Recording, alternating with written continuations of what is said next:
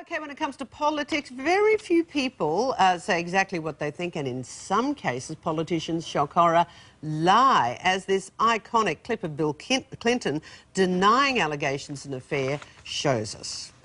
I want you to listen to me. I'm going to say this again. I did not have sexual relations with that woman, Miss Lewinsky. I never told anybody to lie, not a single time, never. These allegations are false, and I need to go back to work for the American people. Okay, what does that mean? But is it possible to separate fact from fiction, no matter what we hear, what the person says, what are his thoughts, and what other leaders have to face up to in public for his take? Body language expert Alan Pease. Good morning, Alan. Good morning, Kerry-Ann. Look, we've seen that before.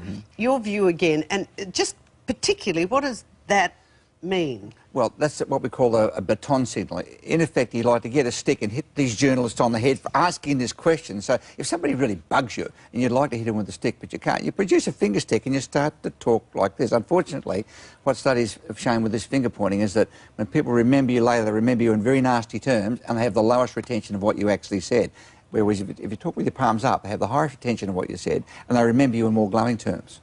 Oh, so that's positive, that's negative. That's the worst you can get. And the thing about that Bill Clinton clip is this means no. It's the first human gesture. When you put on the breast to drink, when you had enough, you make that movement. So that's our first learnt gesture. That's why all humans use it. Now, if you feel emotional or no, you shake your head. If you feel yes, you make your head go this way. And he said, I did not have sex with that woman. Now, I did not have sex with that woman looks like I didn't have sex, as opposed to I did not have sex with that woman. Wow. You idiot. Do love that, though. Okay, his successor, George W. Bush. Now, there was a famous shoe-throwing incident. Now, tell me what you glean from his reaction on this one as we roll the vision, because it's that immediate reaction, isn't it, from people? Yeah, that you just can't cover that because it's normal. Now, what are we gleaning from this? Well, it appears to be smiling and laughing. But in fact, what you're seeing is a basic chimpanzee gesture here. Monkeys and chimps have two basic smiles. One was where the corners of the mouth go up and they make a little sound like and humans, we do it too. It's called a play face. Shows that we're friendly, we're not aggressive. That's why when you meet people and they smile at you, you feel okay about them. The other version was where the corner of the lips go down, which is called a fear face. That's when you're showing you're scared. And he's in a situation where he could be shot, could be killed. So he's appearing to smile, but in fact he's showing fear. And Lindy Chamberlain, if you remember, had the same gesture. She had that fear gesture, but it made her look as though she was laughing in the wrong circumstances. Now, we've got some other stills here, because he had a lot of expression at times, George Bush. So let's look at the first photograph. Now, what about that? What's he thinking? Well, the answer in most of these things, the answer's nothing.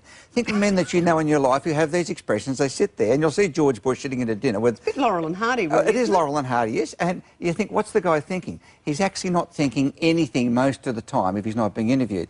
Now, men have a little room in the centre of the head that we call the nothing room. It's their favourite room. They love to go and sit there 4 or 5 times a day. Now, for women, this is an impossible concept. He actually is thinking nothing. There's nothing going on in his head. When George Bush is pulling these expressions, he's actually thinking nothing.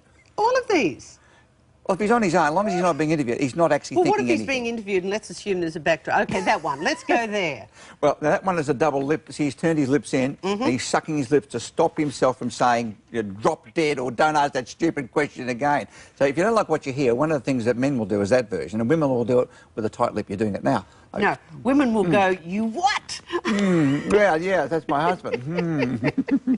Okay, so when you purse your lips in like that, It's a withholding. You are withholding what you're thinking and feeling. Don't say it. Don't say it. So you're holding yourself back. I'm pulling myself back. Now Barack Obama is quite regularly seen with his head in his hands. What do we glean from this? Well, he's got a short attention span.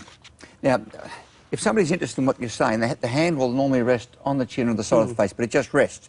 When the head starts to be supported by the hand, then you're getting boredom setting in. So in this version now. Now that's boredom. That's Even stopping I can pick that's boredom. I mean, the guy looks human, doesn't he? He does actually look like a human being. He wouldn't use those in public. These are paparazzi-type shots where he didn't really know that they were coming. That praying signal he uses quite a bit. And if he doesn't want to speak, he'll put the praying in front of his mouth. Okay. Remember when you were a kid, someone did that? Yeah. If you do that, you just sort of... I'm stopping myself from speaking. Don't say anything is what it says. It's almost as good as... Very much the same. And what about one of those? If somebody sort of rested in the head there... Well, if the finger goes up the side of the head, you've got evaluation, but it's critical evaluation. Now, if it's on the chin and the head's tilted, it's more thinking, oh, that's good, that's interesting. Now I don't like it. Now I'm going to fall asleep. Now I am